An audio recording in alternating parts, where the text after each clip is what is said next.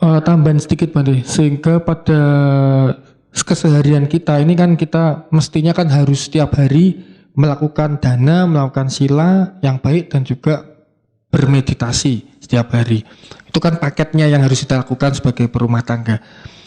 Tetapi juga kita ini sebagai perumah tangga ini kan juga masih ingin punya kekayaan duniawi Bante. Dalam arti kata ya untuk diri kita, untuk keluarga, untuk semuanya yang kemarin Bante sudah sebutkan. Yang kita inginkan kan memang banyak cuannya daripada ruginya Bante. Artinya banyak karma-karma baik yang ingin kita peroleh atau kita petik untuk terus berbuat, dan memang kita harus menambah lagi. Hanya saja adalah kita sering kan kita berharap. Ya ini berharap ini artinya kan semoga tambah sukses, semoga tambah kaya, semoga tambah pelanggan, semoga tambah. Ini apakah dihalalkan menurut agama Buddha? Atau karena kan kalau di agama lain kan orang kan praktis aja minta, nanti kan kalau minta dikasih. Kalau di sini kan kita sebagai umat Buddha ini tipsnya bagaimana Bante untuk bisa membuat ini lebih powerful Bante? Masaknya karma, Bapak Ibu sekalian, tidak bisa. Kadang-kadang kan ada umat, ayo kau wihara, enggak Bante, nunggu karma baik berbuah. Ini pandangan salah. Ini pandangan salah. Ayo buka toko, enggak Bante, nunggu karma baik berbuah. Enggak bisa kan? Kita harus menjemput karma itu untuk berbuah. Dengan apa? Dengan membuat kondisi-kondisi berbuat baik yang baru. Dan dengan kondisi kebajikan yang baru, ini juga akan menjadi sarana untuk meminimalkan karma buruk yang kita miliki. Saya sering memberi perumpamaan demikian. Kalau kita mau dapat ikan dari hasil mancing, ini perumpamaan saja, tapi jangan dilakukan. Ya. Apa yang perlu kita persiapkan? Tidak hanya jorannya aja toh. Ya kan? Cukup pakai joran aja. Enggak kan? Jorannya harus ada benangnya. Cukup. Joran dan benang. Enggak kan ya? Harus ada kailnya. Cukup 3. Harus ada umpannya. Mancingnya jangan di ember.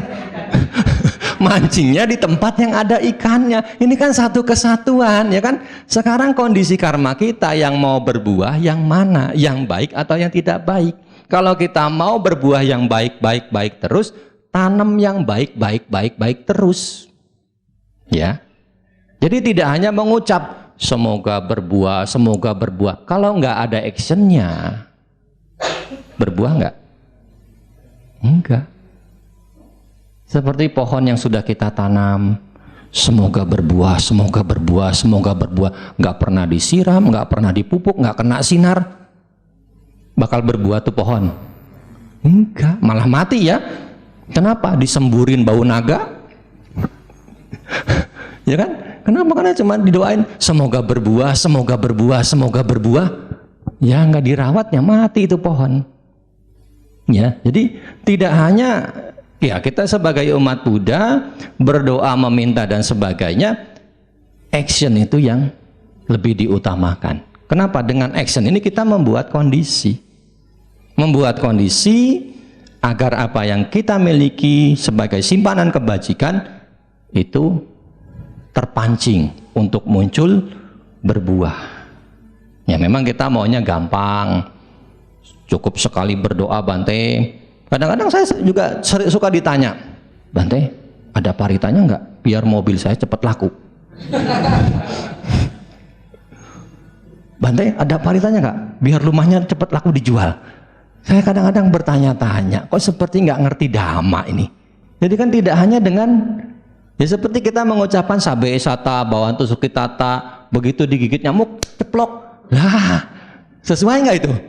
Nggak sesuai. Jadi disinilah kita harus menunjukkan apa yang menjadi doa itu dengan action, dengan tindakan yang nyata. Jadi kalau kita cuma berdoa saja tanpa ada action, ya lip service saja. Ya memang berdoa baik, tapi harus disertai dengan usaha juga. Jadi tidak hanya sekedar mengucap dengan kalimat, tapi tindakan nyatanya juga harus ada. Ya, sebenarnya sebagai umat Buddha kita kurang pas ya, kurang pas menyebut istilah doa itu. Kenapa? Karena kalau kita membaca Kamus Besar Bahasa Indonesia, arti daripada doa itu meminta kepada Tuhan, memohon kepada Tuhan, ya, meminta memohon kepada Tuhan, ya. Jadi lebih tepatnya aditana, bertekad. Ya, sekarang kalau misalnya kita sudah action, sudah berbuat baik, kita boleh toh Bante beraditana, artinya begitu.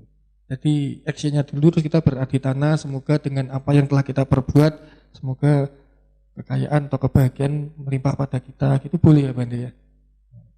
Yang jelas kalau kita mencapai ya, mengarahkan diri kita dengan kebajikan yang kita lakukan untuk mendapat yang lebih tinggi, yang bawah-bawah dapat enggak? Kan ada 3 tujuan kita sebagai umat Buddha kan? Memperoleh kebahagiaan hidup sebagai manusia, memperoleh kebahagiaan surgawi, memperoleh kebahagiaan nibbana. Kalau sekarang kita mengarahkan diri kita ya dengan kebajikan yang kita lakukan untuk memperoleh kebahagiaan tertinggi nibbana, yang ini dapat nggak? Terjangkau nggak?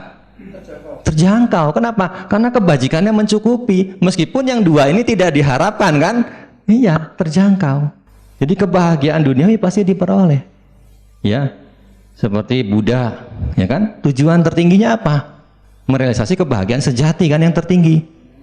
Apa yang terjadi dengan diri beliau saat kelahiran yang terakhir sebagai Pangeran Siddhartha? Tercukupi nggak kebahagiaan sebagai manusianya? Tercukupi. Dengan apa? Kebajikannya. Ya, jadi sebenarnya kalau kita mengarahkan tujuan kita dari kebajikan kita lakukan ke arah yang lebih tinggi, ya minimal nanti nyangkut di yang sini.